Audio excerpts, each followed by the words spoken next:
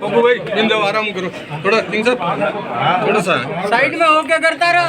इन्हें साइड में बनाओ साइड में पप्पू भाई भाई इन आगू हटाओ। मुझे इन्हें देखो इन्हें देखो साइड को अब हटाओ अब आराम एक एक बना दो ताकि सब आ जाओ भाई एक साइड अगर आगू हटा दो तो यार आगू हटा दिया। आजा भाई आजा एक मिनट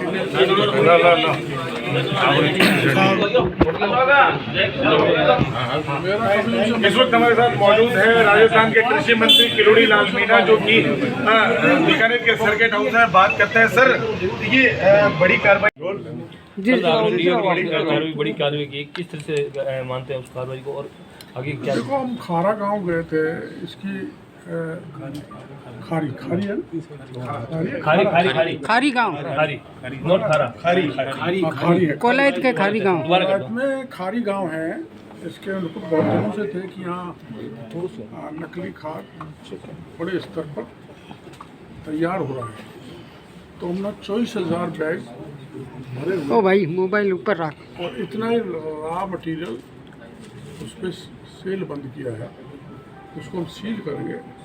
सैंपल काफ़ी लेने पड़ेंगे और सैंपल की जांच कराएंगे और उनके खिलाफ मुकदमा दर्ज करके पुलिस से कह के गिरफ्तार भी करेंगे। ऐसी कार्रवाई 2 घंटे बाद में फिर हमने यहाँ दूसरी जगह पर कराई। दूसरी जगह सांकला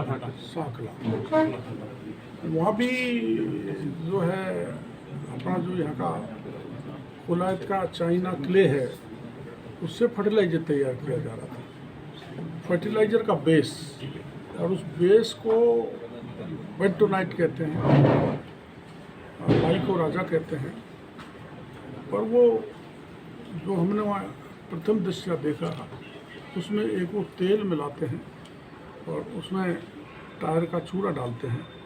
तो वो ज़मीन के लिए किसी भी तरह कोई न्यूट्रिएंट नहीं है, वो तो नुकसानदायक है।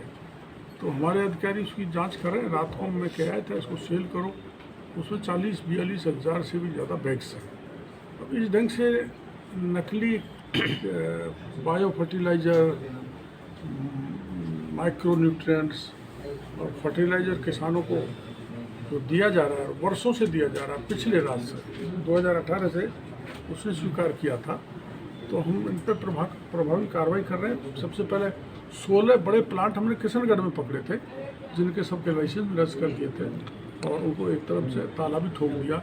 तो कोशिश कर रहे हैं कि किसानों को उत्तम क्वालिटी का खाद मिले, उत्तम क्वालिटी का बीज मिले, उत्तम क्वालिटी की पेस्टिसाइड मिले, किसान की ज़मीन की उर्वरक क्षमता बनी रहे, आर्थिक दृष्टि से वो टूटे नहीं। इस दृष्टि से हम और हमारा विभाग पूरी तरह से कमर कस के लगा हुआ है। कृषि मंत्री को जब ये मिली भगत गंगा उसमें किशनगढ़ में निकली तो हमने 11 बड़े अधिकारियों को सस्पेंड कर दिया था।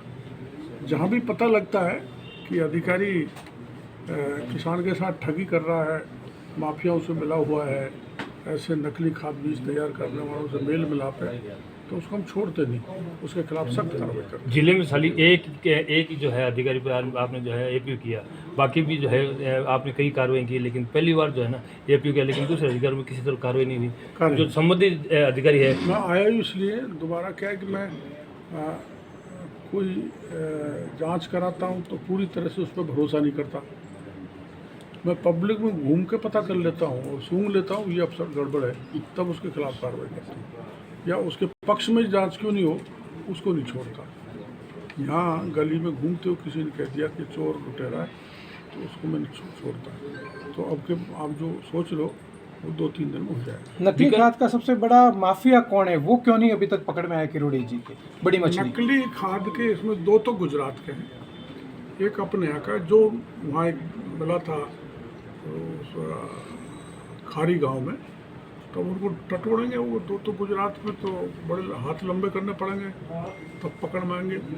और वो जो बड़े जो 16 प्लांट हमने किशनगढ़ में पकड़े थे वो FIR पे अदालत से स्टे ले आए, इसलिए गिरफ्तारी नहीं हो पाई। नहीं वो तो अदालत में स्टे लिए कार्रवाई भी होगी एफ आई आर, लेकिन बीकानेर जिले में जो पहले भी आपने कार्रवाई उन पर भी एफ आई आर नहीं हुई और रात को भी जो है एफ आई आर हो गई सब पे जो रात में करी थी ना अपन ने, हाँ जी उनमें सब में F I R. Sir paper leak को लेकर जो आपकी मुहिम थी वो कुछ रंग लाई है? सब इंस्पेक्टर बहुत सफल हुई है। 59 सिलेक्टेड थानेदार जेल के शिक्षों में और 2 आरपीएससी के मेंबर गिरफ्तार हो चुके हैं। कुल 156 लोग जेल के शिक्षों में।